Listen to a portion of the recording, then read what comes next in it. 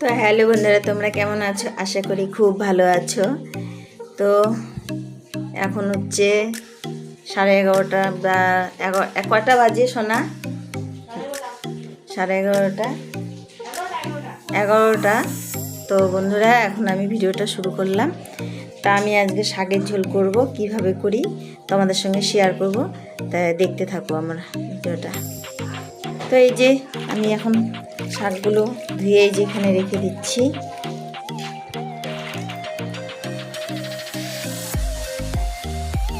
তো শাক ধোয়া আমার হয়ে গেছে, আমি নিয়ে আসলাম।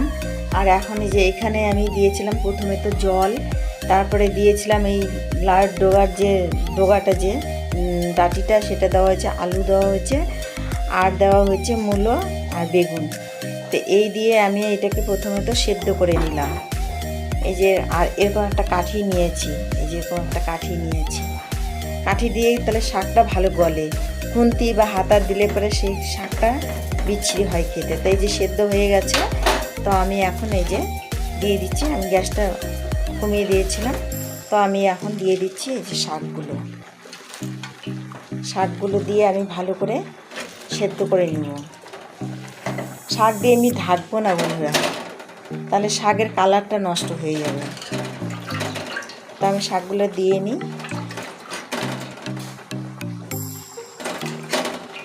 এর মধ্যে যদি একটু ভাদাল হতো বা একটু আমাদের এখানে তো বথুয়া শাক বলে সেটা, বা বেথে শাক বলে, সেই শাকটা দিলে পরে আরও ভালো হয়। যে খাওয়ার সোডার যে জায়গা, মানে খাওয়ার সোডা লাগে, খাওয়ার সোডা দিলে পরে ভালো গলে, সেটা না ওই শাকটা দিলে আরও বেশি গলে। তা আমি আরেকদিনকে আপনাদেরকে দেখাবো ওই শাক দিয়ে শাকের ঝোল। আজকে একটু আমি কিছুই দিব না, আমি এমনিই রান্না করব। সাধারণত যেরকম বসিয়েছি সেভাবেই আমি করব। তো দেখতে থাকুন কীভাবে রান্নাটা করি। তো এরকম এই যে টকবক করে অর্ধেক সেদ্ধ হয়ে গেল, এখন আমি নামিয়ে নিচ্ছি।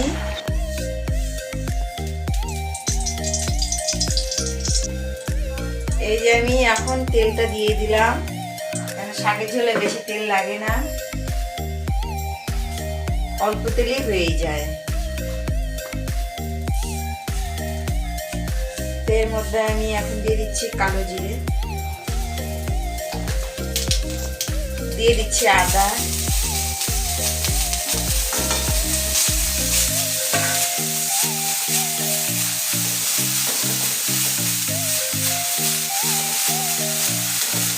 শাকে বেশি তেল দিলে, শাকের ঝোলে তেল দিলে ওই শাকটা বেশি স্বাদ লাগে না। সেই কারণে আমি হালকা অল্প তেল দিলাম। কারণ আগেকার দিনের মানুষরা তো এক মুঠি তেল দিয়েই রান্না করতো মাছের ঝোল, তাহলে ভাবেন কীভাবে করতো। তা আমরা চেষ্টা করি সেভাবে করার, কিন্তু হয়তো একটু কম বেশি হয়ে যায়, এই আর কি। সেরকম তো অভিজ্ঞতা নাই না। তো আমার এই যে আদা ভাজা হয়ে গেল, আদা মানে সম্বাদ দেওয়ার, আমি এখন শাকটা দিয়ে দিচ্ছি।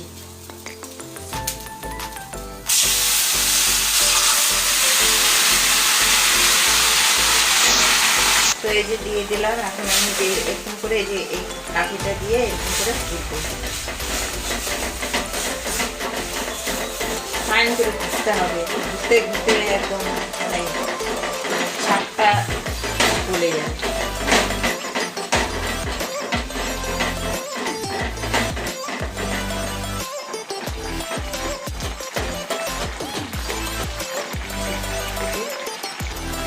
আমি লবণটা দেখলাম, তো আমাকে দেখে বলে কে আমাকে দেওয়া একটু নাতিবাবু, তাই দিলাম।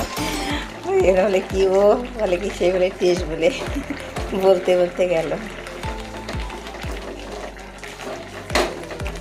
লবণ, ঝাল, লবণ সব একদম ঠিক, এর মধ্যে কোনো হলুদ পড়বে না বন্ধুরা। শাক আমার হয়ে গেছে, আমি গ্যাসটা অফ করে দিচ্ছি। তো এখন আমি নামিয়ে নিচ্ছি। এই যে হয়ে গেছে আমার শাকটা।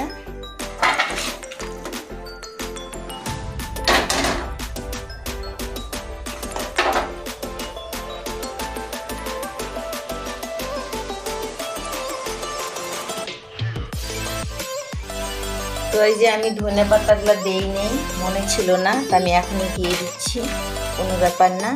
তরকারি নামাতে নামাতে দিয়ে দিচ্ছি, মানে আমি দিয়ে দিলাম। এখন যে ভিতরে এটা ধনে পাতার সেন্ট বাড়াবে, কোনো ব্যাপার নেই, এটা সেন্টটা থাকার জন্য দিয়ে জাল দিলে অত ইয়ে। আর ধনে পাতাটা একদম নরম হয়, তো বেশ একটু ঢাকা থাকুক, তাহলে মনে করুন যে সুন্দর সেন্ট বাড়াবে। এটা দিয়ে খাওয়া যাবে বন্ধুরা, অন্য সবজি লাগে না, এই দিয়ে খাওয়া যায়। এই যে তো ওই যে খাচ্ছে, সেই সেন্ট বেরিয়েছে বন্ধুরা, হচ্ছে না কি গরম। আরে ঢেলে নাও না, বাটির শুদ্ধ ঢেলে নাও,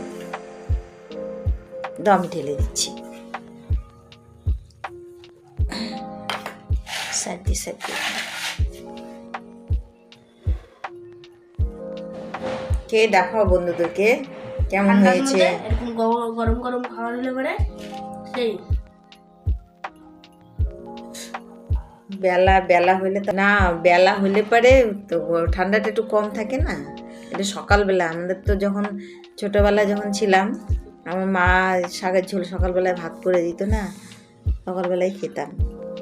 আর তখন আগে চা খাওয়া যেত না, তো চা খাইতো না তো কেউ, গ্রামগঞ্জের মানুষরা চা খাইতে কই।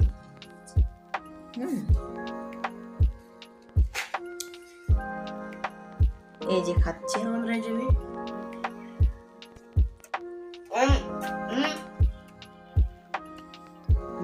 সেই ভালো হয়েছে। হ্যাঁ, দাদি করে আর শীতের সময় এরকম খেলে এখন মন জুড়ে যাবে।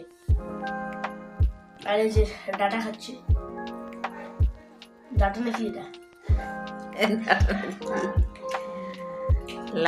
লাউর ডোগাটা না।